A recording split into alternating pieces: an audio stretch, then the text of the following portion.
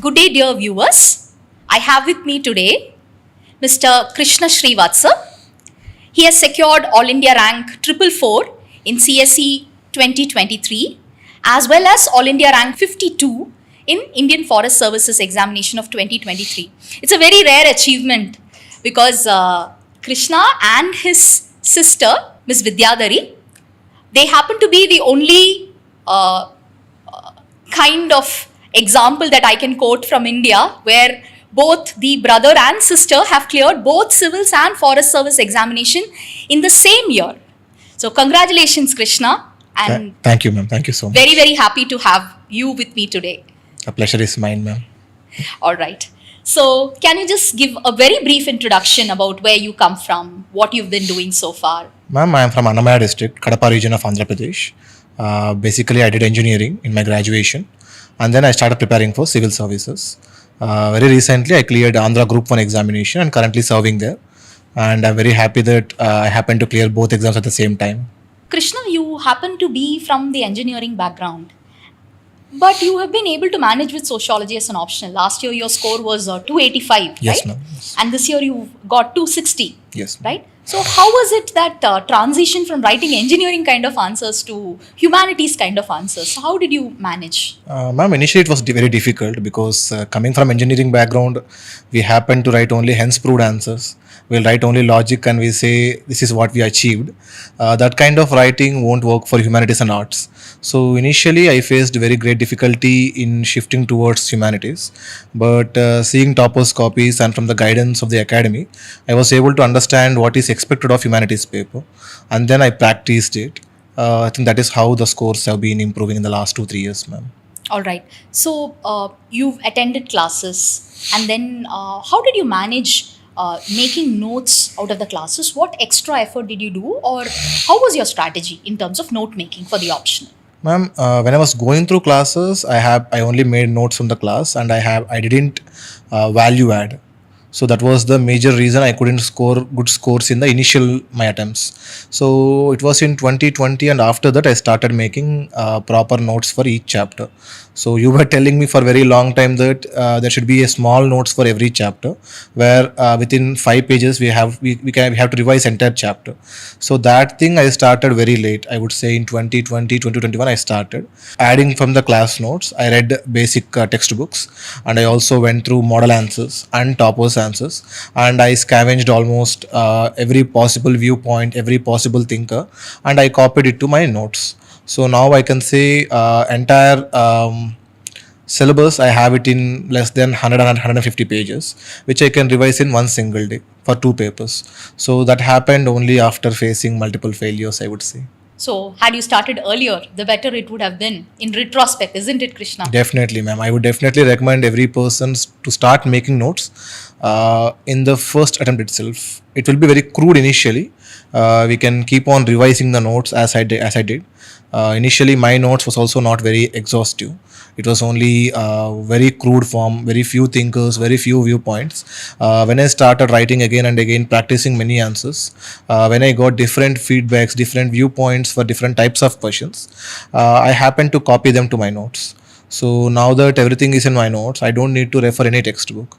I can say for many chapters, at least 80 to 85% of chapters, I don't need to refer any standard textbook now because everything is there in my notes.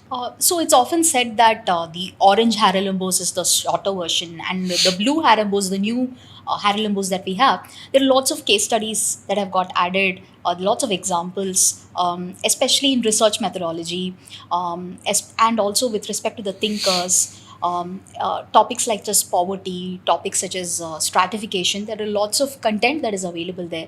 Similarly, we can see that lot of examples or lot of actual questions get reflected in the optional paper. Haralambos happens to be a very good source.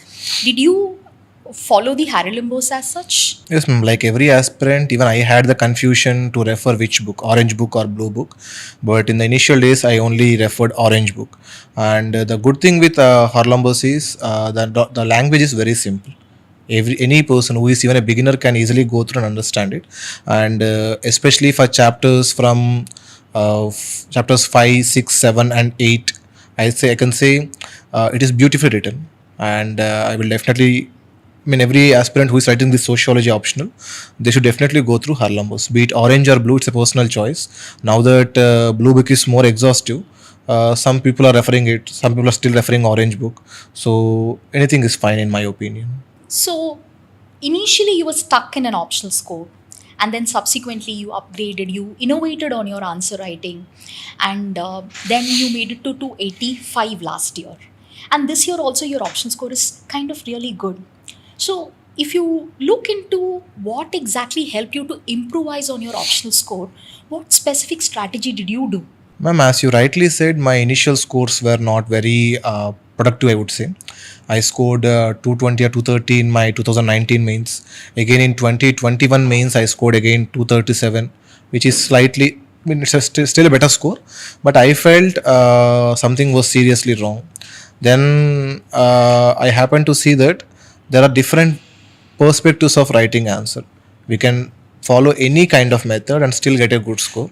I remember you showing me three different toppers, answers copies. They follow different methods and they still got the good score. So then I understood that the type of writing we have to choose depending on our writing style. So that is when I started writing answers. Again, I started daily answer writing. The changes I have made in 2022 specifically is, ma'am, number one would be writing answers to the question. Previously, what used to happen is, like many beginners, we will write in the crude form. So, for example, if question is on Karl Marx, instead of writing what is being asked, we write only what we know, the historical materialism or dialectics. That is what we used to write. Then I started writing to the question. That is the basic change I have made. Coming to second thing, ma'am, the thinkers. There is a lot of confusion whether we have to write more thinkers, less thinkers. So, 2019, 20, 21, I was told that there should be at least 8 to 10 thinkers for every answer. So, I wrote 5 to 10 thinkers for every answer in 2021 mains. And after writing the exam, I was super confident that I'll get one of the very good scores of the country, but I didn't. I have scored less score. So then when I introspected, I understood that my quality of answers is not good. And similar to essay, I also believe some kind of flow should be there. See, for example, ma'am, if the question is on village studies of paper 2, uh, we can write chronologically different from 1906 Nilgiri studies. We can go on writing chronologically, or we can go based on the perspectives, be it structural functionalism, be it Marxist perspective. But there should be some kind of a clear flow between the different kind of viewpoints you're projecting. So that is other thing, ma'am. And the next thing will be cosmetic changes I have made. For example, writing numbered paragraphs, alphabetic paragraphs, or using different types of, for example, if question is purely GS and they're asking us to list out various developments, then I used the point of normal GS type of method in one or two answers. So basically, these are the three different things I have done to improve my scores in 2022. Krishna, when you felt stuck with your mains, did you ever feel that sociology was not your cup of tea and you should shift from sociology? Especially, this really happened to me, ma'am. After my 2021 attempt, I scored, as I said, 237, and I was hoping for a very good score. I went to interview that year. I was thinking that socio definitely would have pushed me, but it was the other side, opposite. The opposite has happened. So that is when I thought, okay, irrespective of me preparing everything, me writing many thinkers, me attempting every question in the paper, I felt, okay, maybe sociology is not for me. That is when I came to you and I said, ma'am, I want to shift. So, but the very next year, my scores improved to 285, one of the best in the year that year. So, yes, I did feel that sociology is not my cup of tea. So there are a lot of times wherein you feel that I've put in my best. I've whatever I know, whatever content I have, whatever improvisations I have, I've put in everything. In spite of that, the marks don't come. So how do you handle such a kind of a situation? Ma'am, if marks are not coming in one test, if I'm talking about test series, if I'm not scoring in 1 week, I don't see it as a problem, because evaluation is subjective, or that day it's not my day. I used to feel if successive test I'm scoring low, then I understand that something is wrong with me. So that is when I used to get feedback from mentors like you or from my friends. I used to compare myself to find out if there is something really wrong with my answers. If there is something wrong with my answers, I used to experiment, ma'am. This is what I generally did for prelims, mains, and interview. For example, if you suggest me three types of answers, I'll experiment everything in the coming test. Whichever thing is giving me more score, I'll follow that. So that is how I experiment to come out to find out the best thing for me. You had a plan B. What kind of plan Bs would you suggest to people?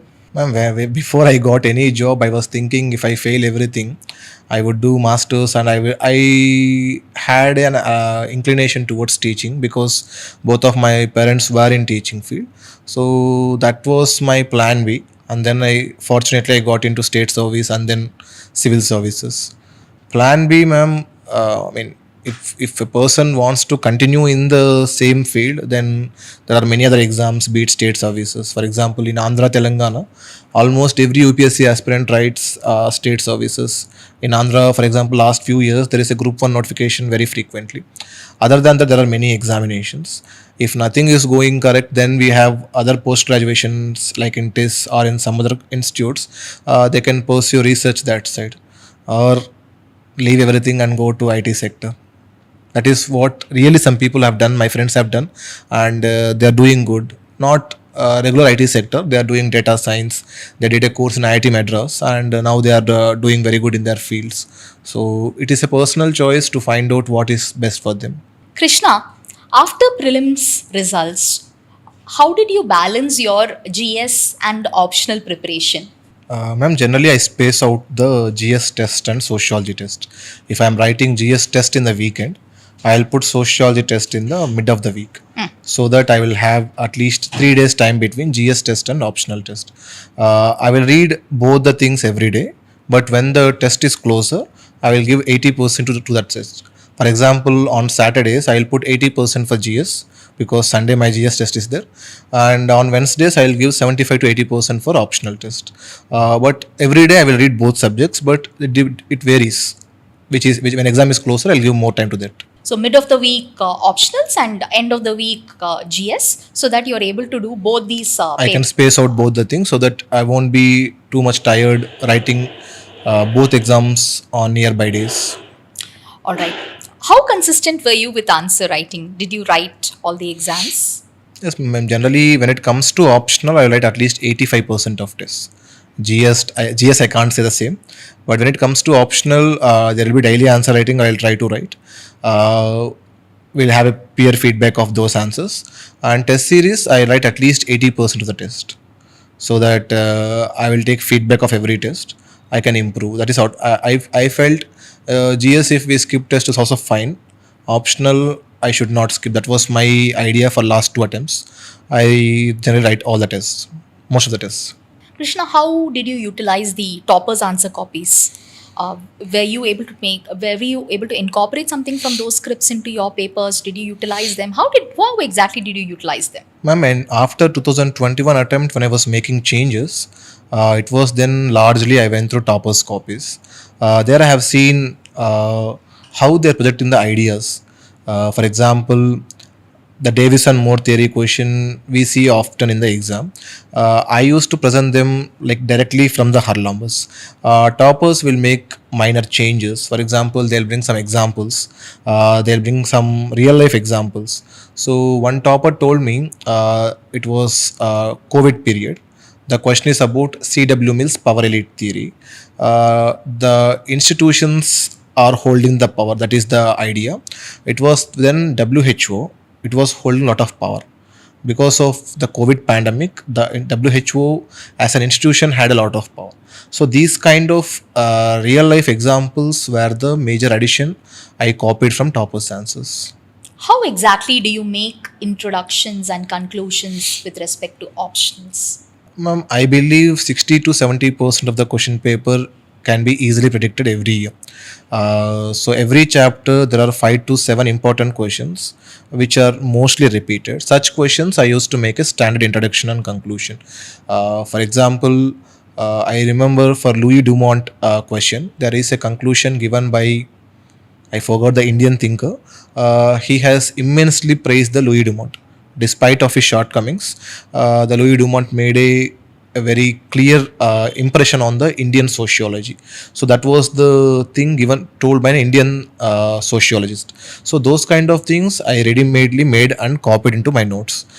This is there for agile question, pattern variables, all these kind of static questions. I have a ready-made introduction, conclusion, and even full answer I have. So this is what I did with regard to intro and conclusions. How did you make your notes? Was it like topic wise, or was it unit wise? Or was it like a combination of both paper one and paper two under similar kind of topics? How were your notes? Ma'am, initially I went unit wise because it was easier. So I took each chapter and first I took the basic notes which I had, I copied it, and then I started making value additions. After that, I found that certain topics could be interlinked. For example, the chapter 7 power in first paper and similar chapters in paper 2, and the women in chapter 5, chapter 6, chapter 7. We can interlink the aspects of women, sexual division of labor, paper 2 again. So these things, after some time only, I was able to understand that we can interlink and write. So basically, I started with unit wise, and wherever possible, I link to those topics topic wise, so that it is easier to revise and reproduce.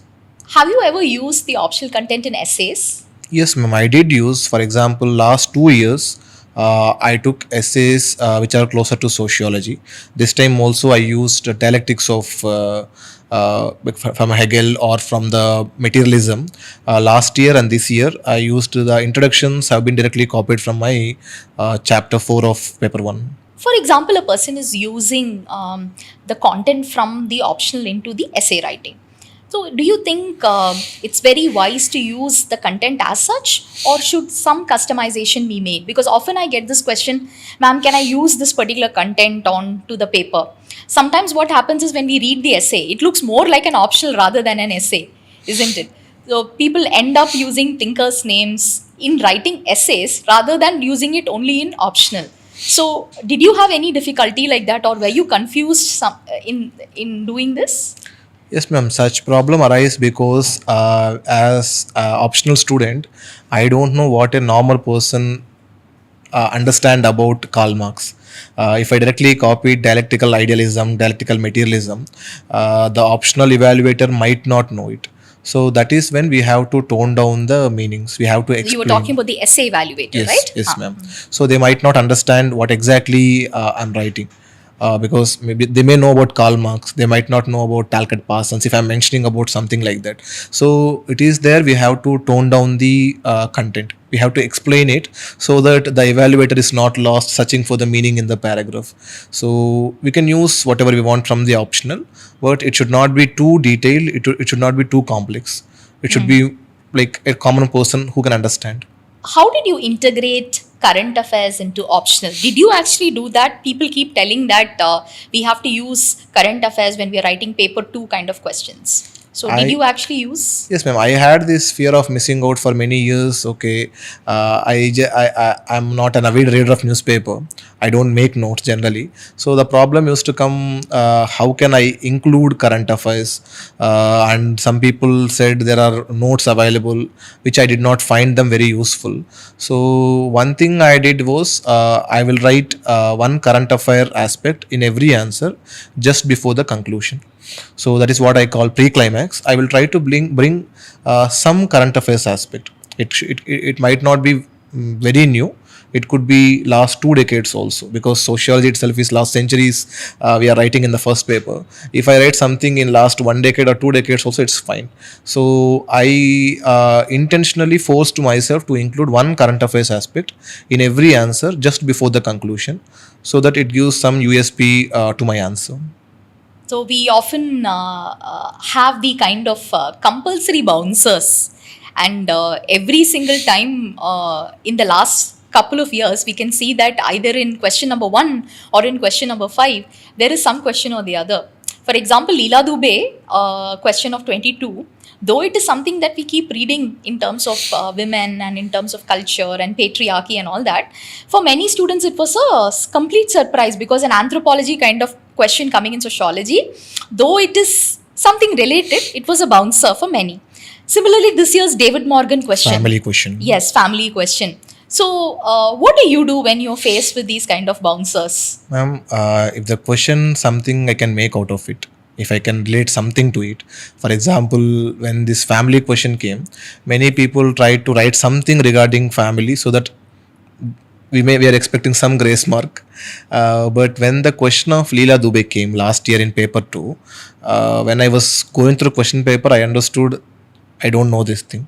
But the funny thing is, when I came out of the exam and I told to my mom, she said, "This is very simple. We are knowing it from our childhood." So that is some basic common sense or basic knowledge which I was not aware. So what I used to do is, ma'am, if question is completely new and I don't know anything about it, I leave the question. I used to feel that instead of writing something unrelated, because when I was evaluating papers, if I see something completely unrelated, that used to affect my impression on the paper. So last year, I left the Leela Dubey question, and still I got 148 in paper 2. So in compulsory questions, if you know nothing about it, I used to leave it. So you talked about creating an impression in the paper, isn't it? So there is always this kind of a saying or myth or rumor, we can't actually clarify. But then, do you personally think that having good quality answers in the initial part of your paper actually influences the mind of the evaluator, even if you have substandard answers towards the fag end? Or is it like that doesn't matter? It works both ways, I believe, ma'am. For example, evaluator might have very high expectations after seeing very good quality answers, and in the end it might act against us also. But generally, ma'am, there should be some kind of consistency in the quality of the answer. There can be very good answers, there should not be very bad answer. There could be a neutral answer and a very good answer. If we can maintain that, then definitely the neutral answer will get a good score, so that there will be balance. So what I used to do is, I used to have a standard answers for many questions. I take this example very frequently, the Davis and Moore theory question. I have a very beautiful answer from introduction to conclusion.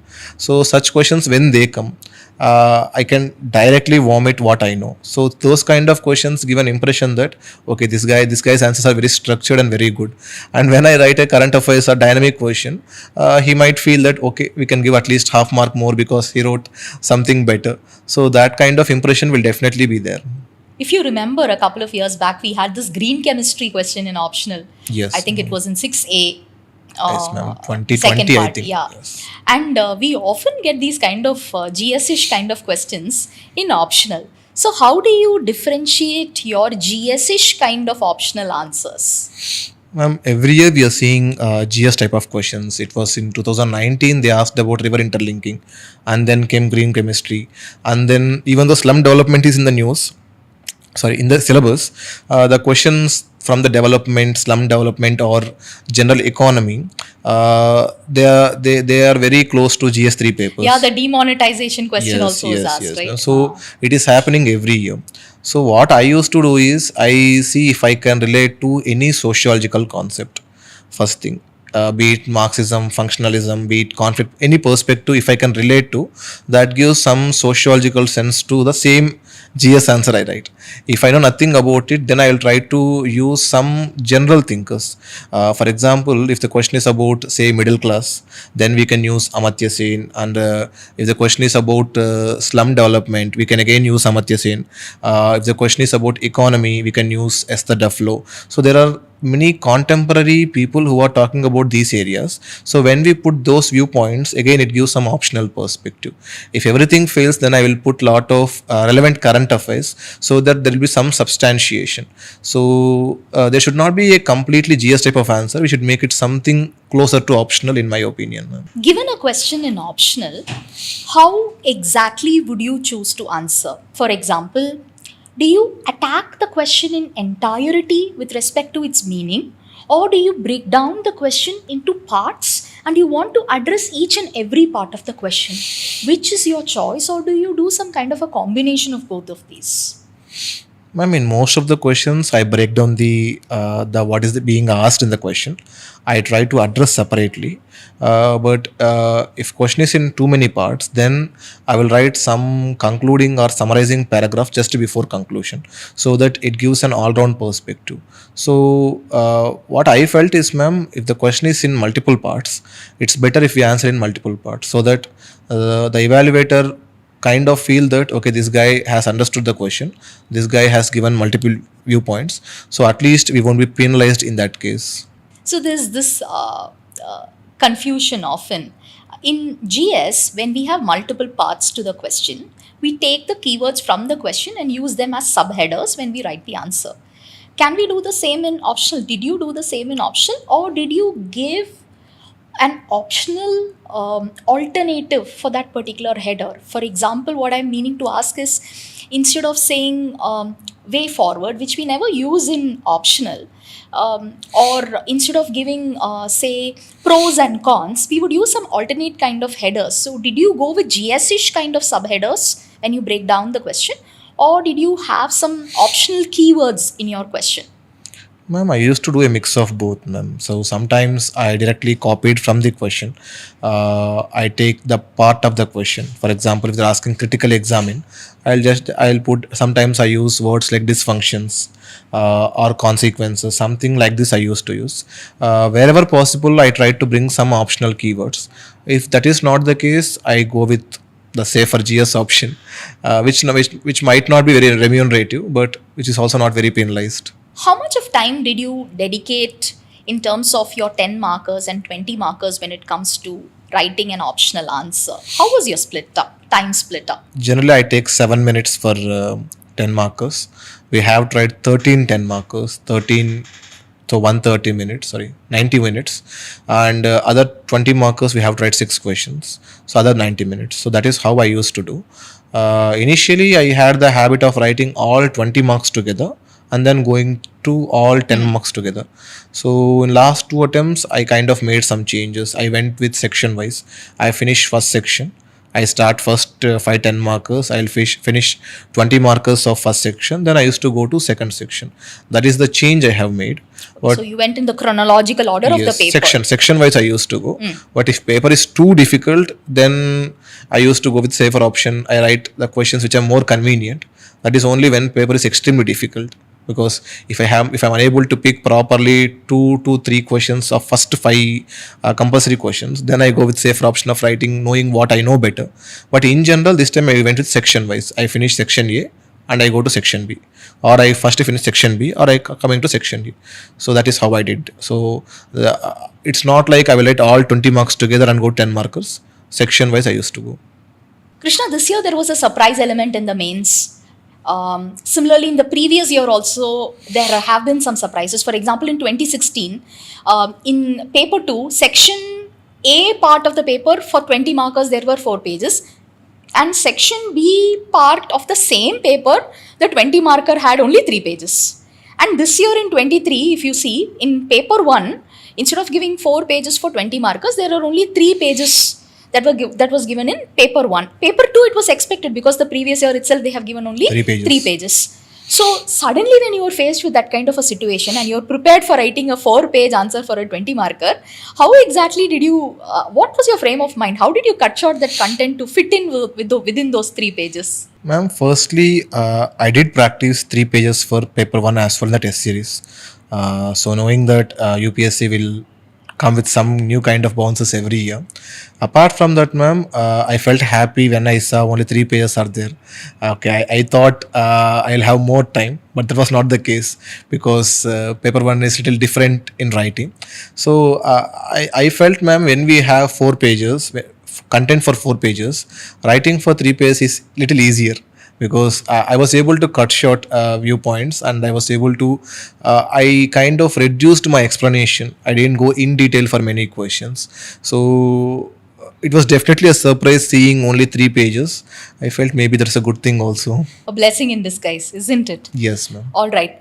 Sometimes there is this anxiety and jitter because when we know all the 8 questions and we have to choose only 5 out of that, 2 of course are compulsory. Out of the remaining 6 questions that we have, to choose only 3, when we know everything, that is actually a very difficult aspect, isn't it? Did you ever face that kind of a situation?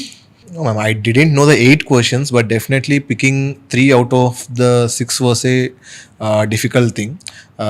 Sometimes we know 20 marks better in one question, we will feel that in other part of the question we can make more innovation. We can come with more dynamic answers. So, ma'am, when it comes to paper one, I used to take a safer side because it needs more conceptual clarity in writing the answers. I used to take the answers where I can write more static viewpoints.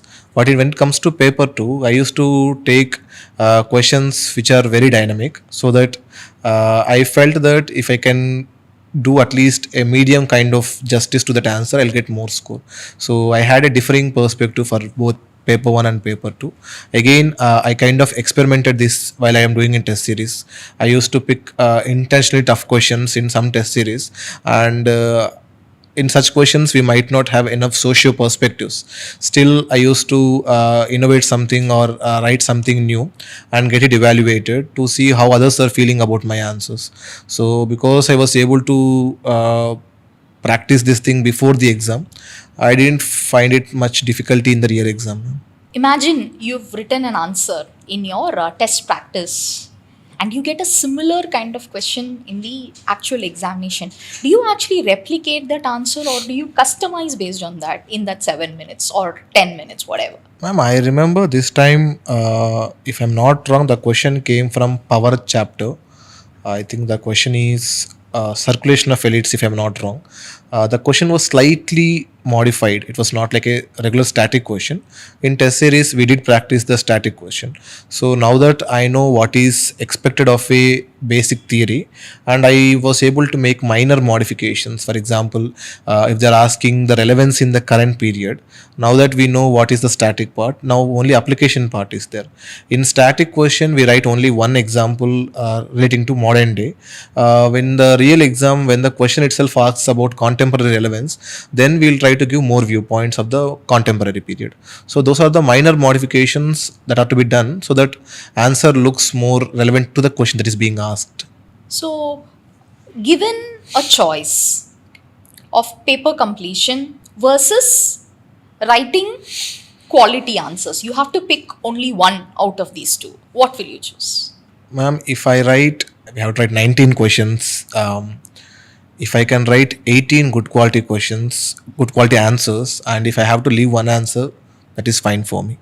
But if I have to leave more than 2 questions for writing good quality answers, then I would pick paper completion. So I think invariably I'm picking something in between. So leaving one 10 marker is fine if we can write very good quality answers, like how I did last year. I did leave Leela Dubey question, and still I got close to 150. So I feel quality matters more, ma'am. If I can get 1 mark extra in every other question by leaving one answer, it won't harm me much in the final score. Did you have any particular template, ready made kind of a template when it came to optional answers? Or were you something like an on the go kind of a person? What do you think worked for you? Ma'am, template in the sense, ma'am, I had ready-made answers for many questions, as I said, and questions. If they are new, if they are dynamic, then I had some templates, like as I said before, if I can relate to any of the sociological theories from the paper one or paper two, if I can relate to any of their sociological theories. For example, A.R. Desai talks about the Marxist perspective in Indian sociology. If I can relate to, so that those kind of thinkings I will have, if I can relate to. If nothing is there, then I see, as I said again, I will choose more writing more examples of the modern day, so that the answer looks at least decent. So, command over the language versus command over the subject. If you have to make a balance between these two, how will you do? Because when I get to see some papers have very good language, and the question is addressed, but there's not much of depth in those answers.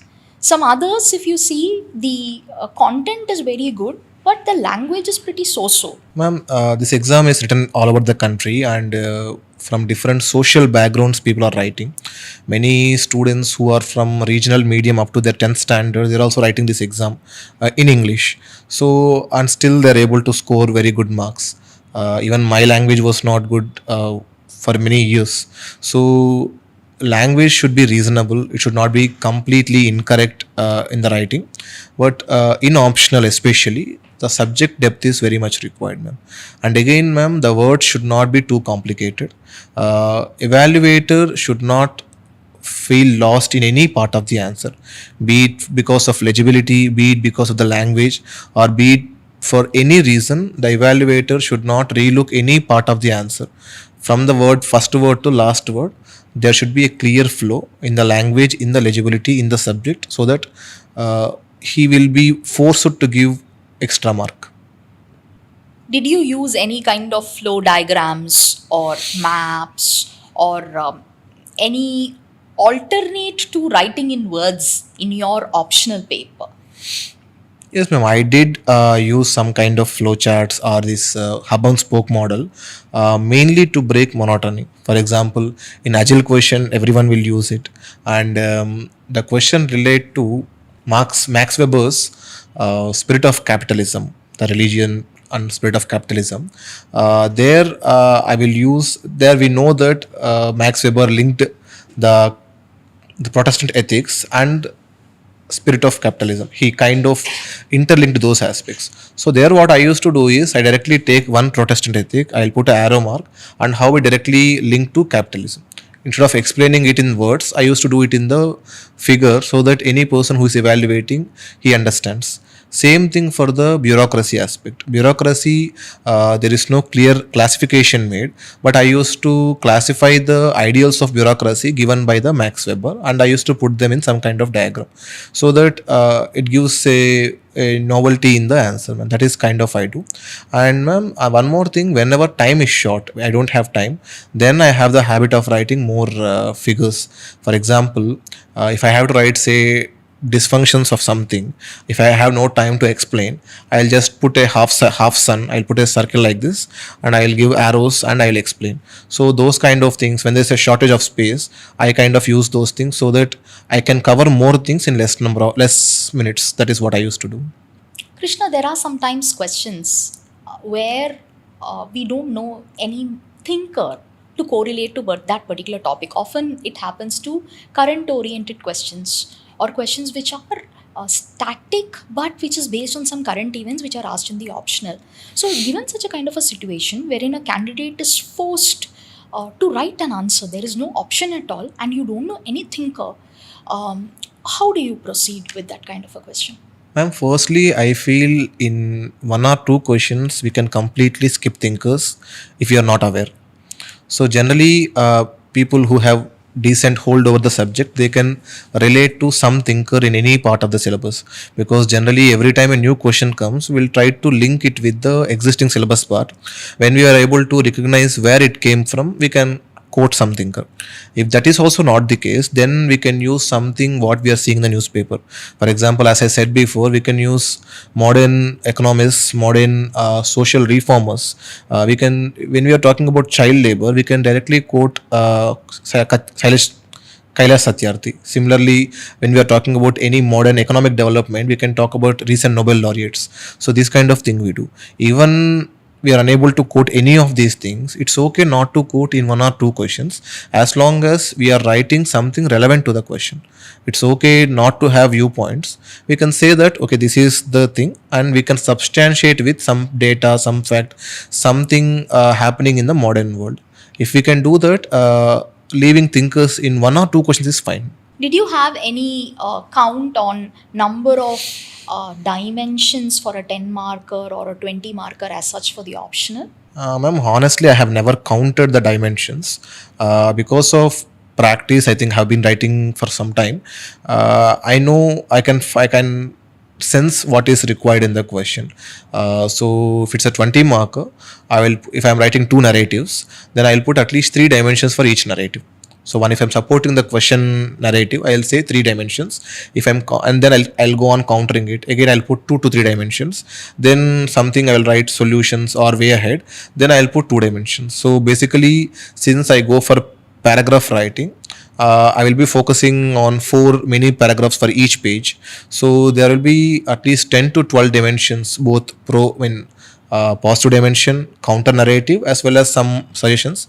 I think around 10 to 12 will be there, ma'am, in 20 markers. Maybe half of it for 10 marker, because like in GS, we can't quote more number of points in optional because it requires in-depth detailing in the paper. So, when it came to the pattern of your writing, did you follow a similar pattern of writing across all your 19 answers in a paper, or did you have three or four kind of structuring for the answers in those 19 questions that are being asked? Ma'am, till 2021, I had same set of writing. I never focused on how to write. I always focused on what to write. I used to mug up many concepts, thinkers, examples, viewpoints. But in 2022, that is when I started making changes. That is when I started using many paragraphs, and then using numbers for some paragraphs, alphabet some for some paragraphs, and in some questions I did use pointers as well directly.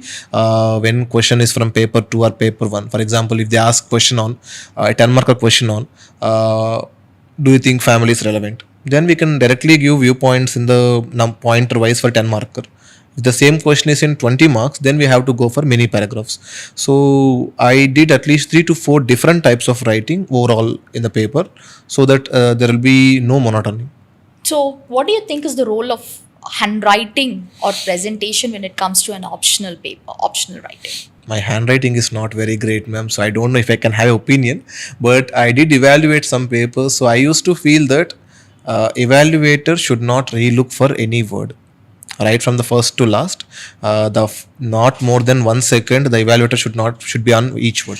If a person is relooking, then we have to consider that our handwriting needs improvement. Did you underline keywords? Did you have subheaders or side headers in your optional answers? Yes, ma'am. So generally what I do is, ma'am, after writing introduction, I will give slightly extra space so that the evaluator understands that we are moving to body part. And same thing I will do after the body part to conclusion. I will give one and a half line space so that the evaluator understands we are moving. And then wherever possible, I used to give subheadings. For example, say agile model, then I'll say agile model hyphen the requisite functionalism phase or something like that. And again, if I'm writing dysfunctions of latent functions, such things I used to put in headings wherever possible. And that is what I used to do, ma'am. Basically, I used to have subheadings. Monochrome in your paper or multiple colors? No, ma'am, only single color. I can't manage time with multiple colors. And answering to the previous question as well, I used to underline wherever an important keyword is there, because if evaluator can find the important words just by having a glance at the paper, that is to our benefit. So wherever possible, I used to underline the keywords. How exactly do you differentiate your paper from that of your peers when it comes to optional answers? Ma'am, firstly, if I compare my papers with my old papers and this time with my peers who haven't scored decently, I would say my answers will have a flow, especially in sociology. That is how I started doing it. Right from the first to last, there should be some flow in the writing of answer. I was telling previously, if I'm writing village studies, I will put some kind of a flow there. It can be chronological, it can be categorization. So if I am able to do that, it will be good. Number two, ma'am, writing to the question is very important. That is what I learned in a hard way. So initially, what I used to do is, for example, question is on any topic, directly I go to notes. I'll think, okay, this is there in my notes. I will write everything here. That is where we'll be penalized. So what I used to do is, I see the question, I will understand what is being asked in the question. After understanding the demand of the question, I will go to my notes. Okay, this is what should be written. So that is the major difference. Many people are not doing it. That is the reason scores are also not very satisfactory for few people. For the final leg of the questions that I want to ask you, see, we often see that when a candidate repeats the mains, there is this lot of effort going on in reading newer material or reading newer points. So, in your opinion, does content enrichment as such have a, what kind of weightage does it have? Innovating or brainstorming, how much of weightage does it have? And presentation changes, how much of weightage does it have? So, in terms of these three, for a person who's looking to improvise on the score, what do you think is the weightage? Ma'am, people who are repeating this exam, I think either they can introspect or they can go to some mentors to understand whether they are what they are lacking. See, in 2021, when I scored only 240, my content was decent. What I was lacking is how I'm presenting my content. So then I made changes. So if a person is repeating the exam and they are unable to produce many viewpoints, then they have to go for content enrichment. And again, content enrichment in the sense there should not be multiple sources. There should be limited sources, and out of those limited sources, we have to scrape the important and copy to our notes. People who are not already having good content, then they can focus on what could be done for value addition. It can be innovation, or it can be bringing consistency among the answers. For example, we see some people getting extremely good scores in one paper, and other paper they won't replicate the same score. So it shows that in some certain parts they're very strong, other parts they are not doing it. So there the consistency is missing. So I say among these three things, three are important, but the person has to find out what they are lacking. First, analyze where you stand, analyze what are your strengths and what are your weaknesses with respect to each of these aspects, and then improvise based on that. Because Yes. each person's caliber might be very The different. strength and weaknesses will be definitely. different. For example, content was not my weak area from the initial bits. It is how I present it and writing to the question. These were my weaknesses initially, which I was able to address in my further attempts. All right. Krishna, with respect to the optional preparation for the interview, did you actually focus on any specific part? Did you actually have any questions from the optional in the interview? Ma'am, this time I wasn't asked any question. Funny thing is, ma'am, we don't know whether the question is from optional or from the social background, because many questions they ask, they can be linked to optional as well as they can be general knowledge as well. So, ma'am, generally for outsiders, sociology starts with Karl Marx, ends with Max Weber. They don't, very few people are aware of Talcott Parsons. R.K. Merton is like a stranger to them. So many of them expect us to know about Karl Marx, Max Weber majorly. When it comes to paper two, they know M.N. Srinivas. They're very fond of M.N. Srinivas. They are also slightly aware of G.S. Guri. So in one of my mock interviews, they asked me what is Sanskritization. I explained it's a concept given by M.N. Srinivas. Then suddenly the person asked me, okay, what is M.N. stands for in M.N. Srinivas? I was able to recall and I was able to tell. So the major areas were these things where I focused, ma'am, directly from the syllabus. Other areas are of particular interest to, like child labor, dowry. These are all important for every person. Though they are The also social issues which happen in the district, which exactly, happen in the exactly. nation, right? So these things we cannot completely categorize to our optional. So we can't differentiate. The final question to you. So imagine a person is deciding to choose sociology as an optional, and they are very confused. What exactly should they look for? What do you think would be tangible criteria that they should look for in terms of choosing such a kind of an optional, especially when they do not come from a sociology background? Ma'am, many people are choosing sociology, many beginners majorly because the syllabus is small. But other side, though syllabus is small, the questions are getting very dynamic. So they should be ready to read minimum number of books, but they should think more, ma'am. They should be able to relate to modern day or contemporary things and if they are able to link the syllabus to the contemporary things, then they can take it. When I was taking it, one of the seniors, he got 300 plus that year. He told me that many of these areas, be it family, be it politics, be it religion, he told me that except chapter 4 everything is what you see around. So that is when I went through syllabus, and then I felt okay, marriage. I was also interested in knowing about social dynamics. I don't know why, but I had that particular interest of knowing about those things. So any person who has some idea of social happenings, and who has come from villages, I would say people from villages have an advantage in sociology, because many of these paper two aspects can be directly linked to what we see in the folk culture, uh, dominant caste, habitual segregations. The urban people might not be aware of them, or they haven't seen them. People from village areas, they can directly see them from their childhood. So if they have some affinity towards any of these things, to know about these things, to understand these things, I think sociology is for them. Thank you, Krishna. Thank you for giving your time to us. So here we have Krishna. He studied the foundation course. He took up the test series as well as the interview guidance with us at Shankar IAS Academy. And I'm very fortunate, and I also feel very happy to have been a part of his journey. Thank you so much, Krishna, for joining us today.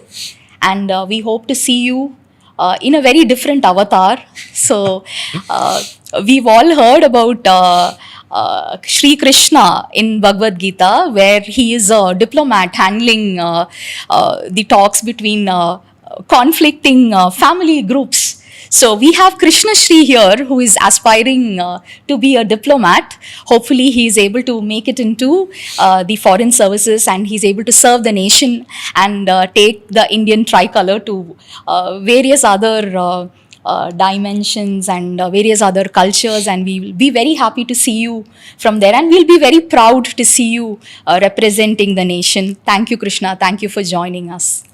Thank you so much, ma'am. I think that is the sweetest thing I have heard since I started knowing that I'll be an IFS officer. I'm really grateful for whatever you have said, and I also want to express my sincere gratitude, because if there is any one person I can definitely attribute to increasing my sociology scores, that is you. So Thank you. Thank you so much, I Krishna. am really happy how our interactions, where I used to come to you to correct my papers, to now where we are sitting and talking about the optional, where what I have learned from you. I feel it's my privilege to sit before you and talk about the optional, ma'am. Thank you once again for calling me here. Thank you. Thank you, one and all. Thank you for your time.